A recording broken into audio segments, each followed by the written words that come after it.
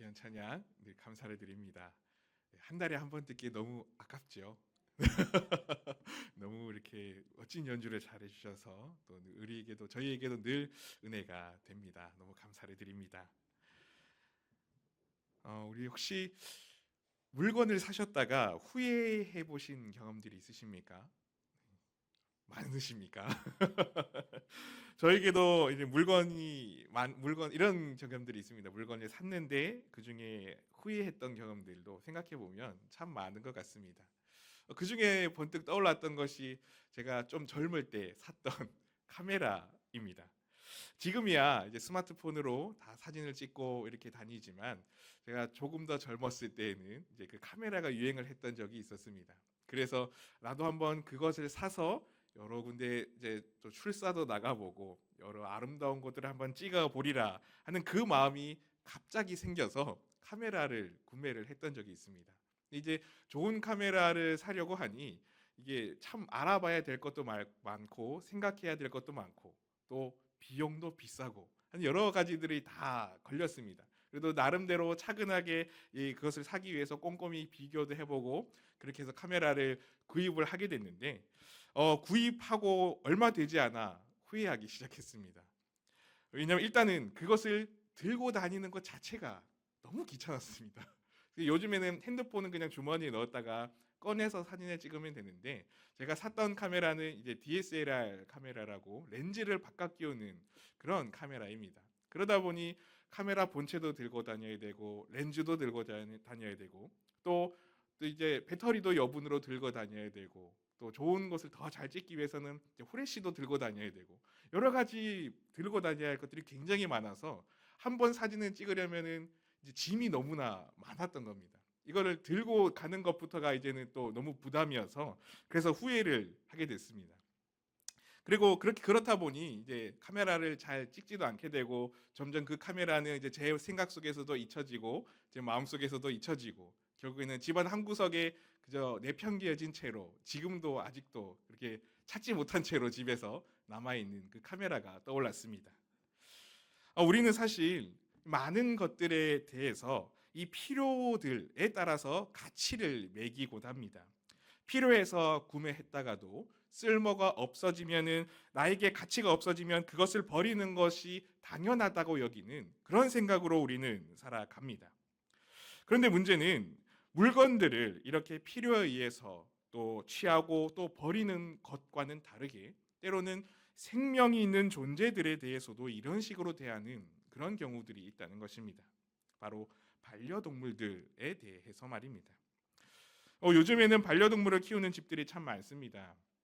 통계를 보면 우리나라에도 반려동물을 키우는 가구의 비율이 거의 30%에 육박했다라고 이렇게 합니다. 즉 우리나라 인구의 약 4분의 1 정도가 넘게 그렇게 반려동물을 키우고 있다는 것이죠. 그리고 반려동물을 키우는 이유가 무엇인지에 대해서 조사를 했는데 대부분 응답한 사람들이 동물을 좋아해서 키우고 또 친구와 가족과 같은 존재를 원해서 키우고 또 나의 외로움을 달래는 그 필요가 있기 때문에 동물을 키웁니다라고 그렇게 답을 했습니다. 대부분의 사람들이 자신에게 필요하고 또 나에게 유익할 것이다라는 그 생각으로 그렇게 반려동물을 기르는 것입니다. 그런데 안타까운 것은 이렇게 필요에 의해서 키우게 된 그 반려동물들이 참 많이 버려진다는 사실입니다. 지난 2024년의 통계를 보니까 매년 약 10만 마리나 되는 유기동물들이 구조되어서 동물보호소에 들어오게 된다고 합니다. 이 수치를 생각해 보면 구조되지 못한 채 버려지는 그 동물들까지 합하면 아마 10만 마리보다는 훨씬 많은 양일 것입니다. 또 언젠가 제가 뉴스를 보니까 설이나 추석과 같은 명절이 되면 고향에 가는 그 휴게소에 이렇게 반려동물들을 버려두고 쫓아오지 못하게 그곳에 버려두고 가는 그런 사람들도 참 많다라고 하는 뉴스도 봤습니다. 필요에 의해서 키웠지만 나에게 필요가 사라지거나 그것이 부담이 되기 시작하면 이렇게 살아있는 동물도 생물도 버리는 것이 바로 인간의 모습입니다. 사람들은 이렇게 필요에 의해서 선택을 하게 되고 또 그런 선택을 하게 되지만 또 불필요를 느낄 때에는 잔인하게 버리기도 하는 그 모습이 같이 있습니다. 그런데 만약 하나님께서 우리를 그런 방식으로 선택하신다면, 그런 기준에 의해서 우리를 버리시는 분이시라면 과연 우리는 하나님 곁에 남아있는 자들이 있을까요? 하나님의 필요에 의해서 우리를 선택하신다면 그 하나님의 완전하신 기준을 따를 수 없는 그런 우리는 모두 버려질 수밖에 없는 그런 존재들일 것입니다. 그러나 감사하게도 하나님께서는 그런 필요를 따르는 세상의 기준대로가 아니라 오직 하나님의 기준으로, 전적인 하나님의 은혜로 우리를 선택하시고 우리에게 구원의 길을 열어주셨습니다. 오늘 로마서 9장의 말씀은 바로 우리가 이런 모습들을 생각해 볼 수 있게 하는 본문의 내용입니다. 바울이 지난 로마서 8장까지 말씀했던 이야기들을 한번 생각을 해보면 하나님께서는 부족하고 연약한 우리를 어떻게 의롭다 칭하시는지에 대한 이야기를 쭉 이어서 하고 있었습니다. 우리 모두는 율법을 온전히 지킬 수 없는 그런 죄인이기 때문에 하나님의 심판을 마주할 수밖에 없는 그런 존재들입니다. 그러나 우리는 그렇게 우리의 힘과 우리의 능력으로는 결코 벗어날 수 없었던, 그런 죄에서 벗어날 수 없었던 존재들이었지만 하나님께서 그런 우리들에게 값없이 의롭다 하심을 얻게 되는 은혜를 주셨는데, 바로 예수 그리스도의 그 피로 말미암아, 예수님께서 친히 화목제물이 되심으로 말미암아 그 예수님을 믿는 우리를 의롭다 칭하신다는 것이었습니다. 그리고 그 놀라운 하나님의 은혜와 사랑에서는 그 어떤 것으로도 결코 끊어낼 수 없을 것이라고 이야기한 것이 바로 로마서 8장까지의 바울이 말했던 내용들입니다. 그리고 그 놀라운 하나님의 사랑, 그 끊을 수 없는 하나님의 사랑은 이스라엘 백성들 가운데에서도 나타났습니다. 하나님께서는 아브라함과 이삭과 야곱을 통해 그 민족을 하나님의 역사를 드러내는 백성으로 선택하셨고 놀라운 은혜들을 그들에게 허락하여 주셨습니다. 그것이 오늘 말씀에서도 기록되고 있는데 9장 4절에서 5절 말씀에 보면 이렇게 이야기를 하고 있습니다. 그들은 이스라엘 사람이라. 그들에게는 양자됨과 영광과 언약들과 율법을 세우신 것과 예배와 약속들이 있고 조상들도 그들의 것이요 육신으로 하면 그리스도가 그들에게서 나셨으니 그는 만물 위에 계셔서 세세의 찬양을 받으실 하나님이시니라. 아멘. 이렇게 하나님께서는 이스라엘 백성들을 선택하셔서 그들을 하나님의 자녀로 삼으셨고 그 민족과 언약을 맺으시기도 하셨으며 하나님의 뜻을 구체적으로 알 수 있는 율법들 또한 그 백성들에게 허락하여 주셨습니다. 그리고 세상의 우상들이 아닌 우주 만물의 창조주이시며 주인 되시는 그 하나님께 경배드리고 예배드릴 수 있는 은혜를 주심은 물론이거니와 심지어는 모든 인류의 죄를 대신 짊어지시며 구원의 길이 되시는 예수 그리스도께서 그 민족에게서 나게 하시는 놀라운 은혜를 입은 것이 바로 이스라엘 백성들이었습니다. 그런데 그런 은혜와 그런 사랑을 받았던 민족이 어떻게 되었습니까? 그들은 이 로마서를 쓰고 있는 바울에 있어서 슬픔이 되었다라고 말합니다. 본문 1절에서 3절 말씀을 보면 이렇게 기록을 하고 있습니다. 내가 그리스도 안에서 참말을 하고 거짓말을 아니하노라.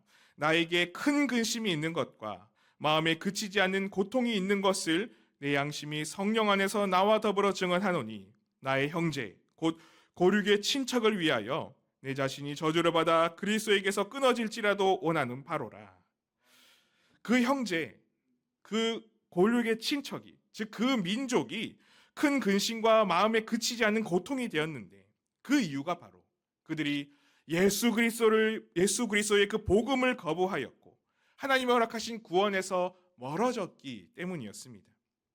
하나님의 은혜를 일찍부터 받아서 택한 바 되었던 민족이 되었고 역사 속에서 그들을 향한 하나님의 사랑과 하나님의 인도하심과 승리하심을 보여주셨음에도 불구하고 참 메시아이신 예수님을 오히려 십자가에 죽게 하며 거부하는 그런 민족이 되어버린 것입니다. 왜 그랬을까요? 왜 그 민족이 그렇게 되었습니까? 그들은 하나님을 향한 열심이 있기는 했지만 문제는 믿음이 아니라 자신의 행위로 나아가려고 했기 때문이었습니다. 하나님의 은혜를 붙드는 것이 아니라 자기의 의를 내세웠습니다.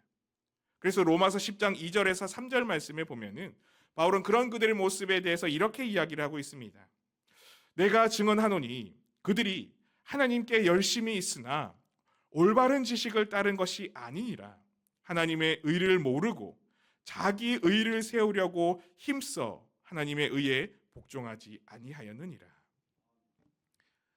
자신들도 제대로 다 지킬 수 없는 그 율법을 지키며 의를 이루어가는 것이 구원의 길이라고 여기는 그 모습들, 즉 자신의 의로운 행동과 노력과 의지로 구원에 이를 수 있다는 그런 잘못된 믿음을 가진 이들이었기 때문에 하나님께서 허락하신 예수 그리스도의 그 복음을 그들은 받아들이지 못했던 것입니다. 그런데 바울은 이런 이들에 대해서 오늘 구원받는 은혜는 그 어떤 우리의 선택과 의지와 능력과 힘으로 되는 것이 결코 아니라고 말해주고 있습니다. 이 구원은 인간인 우리가 어떻게 할 수 있는 그 영역이 결코 아니라는 것입니다. 이것을 오늘 바울은 아브라함과 야곱의 아들들에 대한 이야기로 우리에게 알려줍니다. 9장 7절에서 8절 말씀을 먼저 보면 바울은 이렇게 이야기를 하고 있습니다. 또한 아브라함의 씨가 다 그의 자녀가 아니라 오직 이삭으로부터 난 자라야 내 씨라 불리리라 하셨으니 곧 육신의 자녀가 하나님의 자녀가 아니요 오직 약속의 자녀가 씨로 여기심을 받느니라. 이 아브라함에게는 이삭 말고도 아들이 있었습니다. 누구입니까? 이스마엘, 여종인 하갈에게서 난 이스마엘이라고 하는 그 아들이 있었습니다. 그런데 세상의 시선으로 보기에는 그렇게 이스마엘도 아브라함의 자녀이고 이삭도 아브라함의 자녀이겠지만 하나님에게는 그들이 다 택한 자녀가 되는 것이 아니라고, 오직 이삭에게서부터 난 자녀가 참 아브라함의 자손으로 부르겠다고 하나님께서 그렇게 말씀하십니다. 왜 그렇게 하신다고 하십니까? 둘 다 세상적 혈통, 핏줄로는 모두 아브라함의 자손이지만 그러나 하나님께서 자녀라고 부르시겠다고 한 이들은 이런 세상적 혈통의 기준이 아니라 하나님의 약속하심, 하나님의 선택하심, 하나님의 주권적인 선택하심이 바로 기준이기 때문에 그렇습니다. 즉 사람의 의지와 사람의 능력과 사람의 힘에 의해서가 아니라 하나님의 선택하심이 오직 약속의 기준이 되는 것입니다. 그것이 뒤이어서 나오는 이삭의 쌍둥이 아들에 대해 더욱 분명히 나타나고 있습니다.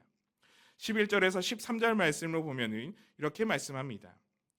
그 자식들이 아직 나지도 아니하고 무슨 선이나 악을 행하지 아니한 때에 택하심을 따라 되는 하나님의 뜻이 행위로 말미암지 않고 오직 부르시는 이로 말미암아 서게 하려 하사 리브가에게 이르시되 큰 자가 어린 자를 섬기리라 하셨나니 기록된 바 내가 야곱은 사랑하고 에서는 미워하였다 하심과 같으니라. 하나님께서는 이 야곱과 에서가 아직 태어나기도 전에, 즉 그들이 선이나 악을 행하는 이런 세상적인 행위가 있기 이전에 이미 주권적으로 선택하셨다고 말씀하십니다. 그래서 야곱은 사랑하고 에서는 미워하셨고, 그래서 야곱을 선택하셔서 그 야곱이 약속의 민족이 되게 하셨다고 전적인 하나님의 선택하심에 대해서 이야기를 합니다. 그런데 여기에서 많은 사람들이 오해를 가집니다. 이렇게 하나님께서 구원받는 사람, 선택받는 사람들을 이미 선택하셨다고 하는 이 교리를 예정론이라고 말합니다. 이미 정해놓으셨다는 것이죠. 그런데 이렇게 야곱과 에서가 어떤 선하고 악한 그런 행동을 보이기 이전에 하나님께서 미리 선택하셨다고 하는 이 부분에서 그렇다면 그런 하나님은 너무하신 하나님이 아니십니까? 라고 생각을 합니다. 무엇을 하기도 전에 이미 그렇게 정해놓아 버리셨다면 구원받지 못하는 이는 무슨 수를 써도 구원받지 못하도록 정해놓으신 것이라면 그 하나님이 어떻게 사랑의 하나님이실 수 있겠느냐고 이 문제를 걸고 넘어지는 사람들이 많이 있습니다. 그런데 우리가 이 본문에서 기억해야 하는 것은 이 본문이 말하고자 하는 바는 하나님께서 누구를 사랑하시고 하나님께서 누구를 미워하신다는 그 구분에 방점이 있지 않다는 사실입니다. 바울이 이 이야기를 통해서 말하고자 하는 것은 하나님의 그런 구분하심이 아니라 구원이라고 하는 것은 전적으로 하나님께 달려 있음을 설명하기 위한 예시로 들었던 말씀이라는 것입니다. 즉, 내 힘과 내 능력으로 내 어떤 행위로 구원에 이를 수 있는 것이 아니라 이 구원이라는 문제는 오직 하나님의 절대적인 주권이며 하나님의 은혜를 통해서만 이루어지는 하나님의 영역이라는 것을, 하나님께 절대 주권이 있다는 것을 말하고자 이 이야기를 하고 있는 것입니다. 계속해서 이스라엘 민족들이 가지고 있던 생각들, 내가 율법을 지키고 내가 정결하고 내가 노력하면 구원받는다는 그 생각이 틀렸고, 오직 하나님께서 주시는 은혜에 의해서만, 하나님께서 주권적으로 베풀어 주시는 그 은혜에 의해서만 우리는 구원받을 수 있다는 이 관점을 강조하는 예시가 바로 이 야곱과 에서의 이야기라는 것입니다. 이렇게 구원은 하나님께 오직 주권이 있습니다. 내 능력으로 얻을 수 있는 것이 아니라 하나님의 전적인 부르심과 하나님의 은혜에 있다는 것입니다.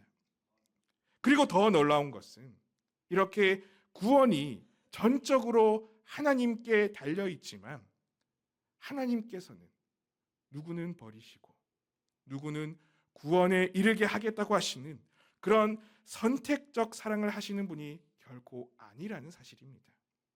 그것을 어디에서 볼 수 있습니까? 바로 예수님의 십자가에서 그것이 드러났습니다. 하나님께서는 모든 사람들을 구원하시기 위해 버림받아야 하는 그 모든 저주를 오직 예수님께 쏟아 놓으셨습니다. 하나님께서 어떤 사람들은 구원에 이르도록 선택하시고 어떤 사람들은 유기되고 버림받도록 선택하신 것이 아니라 사실은 우리가 받아야 하는 그 모든 버림받음을 예수님에게 대신 짊어지우셨습니다. 이사야 53장 6절 말씀에서도 보면 이렇게 이야기를 하고 있습니다. 우리는 다 양 같아서 그릇 행하여 각기 제 길로 갔거늘 여호와께서는 우리 모두의 죄악을 그에게 담당시키셨도다. 즉 십자가에서 예수님께서 우리 모든 일을 대신해서 그 모든 짐을 대신 짊어지셨고 그렇게 하나님 앞에 홀로 버림받으셨습니다. 하나님께서는 그렇게 예수님의 십자가 안에서 우리 모두를 살리시기로 결정하셨습니다. 예수님의 버림받음 속에서 우리 모든 인류에게는 구원의 문이 활짝 열리게 되었고 하나님께서 이렇게 우리 모두를 구원하시려고 하신다는 하나님의 그 의지가 그 십자가에서 선포되었습니다. 그것이 바로 십자가에서 드러난 하나님의 사랑을 담은 복음인 것입니다. 그래서 누구는 선택되고 누구는 버림받기로 작정된 것이 아니라 모든 사람에게 구원의 은혜가 열려지게 되었습니다. 그 이전까지는 그 누구도 갈 수 없었고 그 누구도 어떤 노력을 해도 얻을 수 없었던 은혜의 길을 오직 예수 그리스도의 십자가를 통하여 우리에게 열어주셨고 우리를 그 길로 나아오도록 초청하시는 것입니다. 그런데 여기에서 주의해야 하는 것이 있습니다. 이것은 모든 사람들이 구원을 받았다는 만인 구원론에 대한 이야기를 하는 것이 아닙니다. 그래서 모두가 이제는 대충 살아도 내 마음대로 살아도 우리는 구원을 다 얻었다고 말하는 그것도 아닙니다. 이것은 마치 쨍쨍한 태양이 떠올라서 햇빛이 모든 사람에게 비춰지고 있지만 커튼을 닫고 어둠 속에 사는 사람에게는 그 빛이 실제적인 따뜻함이 되지 못하는 것과 같은 비유의 이야기입니다. 예수님의 십자가를 통해 죄에 대한 승리가 결정되었지만 그러나 우리가 그 승리 안에서 기쁨을 누릴 것인지 아니면 승리하신 예수님을 거부하며 여전히 패배자처럼 어둠 속에 머물 것인지는 또 우리의 손에 맡기신 것입니다. 이렇게 하나님께서는 먼저 일방적으로 놀라운 은혜로 우리가 갈 수 없는 구원의 길을 열어주셨고 이제 우리에게는 그 하나님의 은혜 앞에 순종함으로 나아옴을 원하시고 계시는 것입니다. 그래서 하나님께서는 그렇게 여전히 어둠 가운데 커튼을 치고 있는 이들을 향해 십자가의 사랑의 햇빛이 비춰지도록 그 커튼을 걷어가는 일에 은혜 받고 믿음의 확신 가운데 살아가는 그런 우리를 사용하기를 원하시고 계십니다. 그것이 오늘 민족을 품은 바울의 마음에서도 나타났습니다. 다시 바울은 3절 말씀을 보면 이렇게 이야기를 했었습니다. 나의 형제 곧 고륙의 친척을 위하여 내 자신의 저주를 받아 그리스도에게서 끊어질지라도 원하는 바로라. 바울에게는 예수님이 인생의 전부였습니다. 모든 것을 버려두고 목숨을 걸고 예수님을 따랐던 것이 바로 바울이었습니다. 그런데 그런 바울이 자신이 예수님에게서 끊어질지라도, 그렇다 할지라도 그 민족이 가리고 있던 그 커튼을 걷고 예수님의 사랑의 햇볕을 쬐 수 있기를 그렇게 간절히 구하고 간구하고 있습니다. 그만큼 엄청난 결단을 가지고 그 예수님의 사랑을 전하고자 했던 것이 바로 이 바울의 모습이었습니다. 오늘 우리도 이런 사랑의 마음을 가져야 할 줄로 믿습니다. 십자가가 증거되도록 민족을 품는 마음, 십자가가 선포되도록 이웃을 품는 마음, 십자가 사랑을 고백할 수 있도록 가족을 품는 그 뜨거운 마음으로 우리도 기도하며 복음을 증거함으로 우리를 향해 구원의 길을 열어놓으신 하나님의 그 사랑을 선포하는 그 삶을 살아나가야 할 것입니다. 우리 모두가 그런 하나님의 사랑을 증거하는 자가 될 때에 하나님께서 허락하신 예수 그리스도를 통해 비춰주시는 따스한 햇볕이 온 우주 만물에 모든 이들에게 흘러가게 될 줄로 믿습니다. 그런 은혜에 쓰임받는 우리가 될 수 있기를 소망하고 축복합니다. 우리 그런 마음으로 이 시간 함께 찬양하며 기도했으면 좋겠습니다. 먼저 우리 같이 기도 제목을 나눌 때에 우리를 향해 비춰오시는 따뜻한 사랑 앞에 어두운 커튼을 걷게 하시고 그 사랑의 은혜와 구원의 확신 가운데 믿음의 삶을 살아갈 수 있는 그런 그런 내가 될 수 있기를 먼저 기도했으면 좋겠습니다. 그리고 예수님의 십자가를 믿지 않고 있는 가족들, 이웃들, 이 나라와 민족이 구원의 자리로 나올 수 있는 그런 은혜가 충만하기를 함께 기도합시다. 또한 육신의 질병으로 인해 기도하고 있는 모든 성도들에게 치유의 은혜가 임하기를, 특별히 또 우리 목사님을 붙들어 주셔서 그 목사님의 육신 가운데 온전히 회복되고 이전보다 더 강건해질 수 있는 은혜가 있을 수 있게 해달라고 함께 기도하며 나갔으면 좋겠습니다. 우리 하나님은 너를 만드신 분 함께 찬양하며 함께 기도하겠습니다.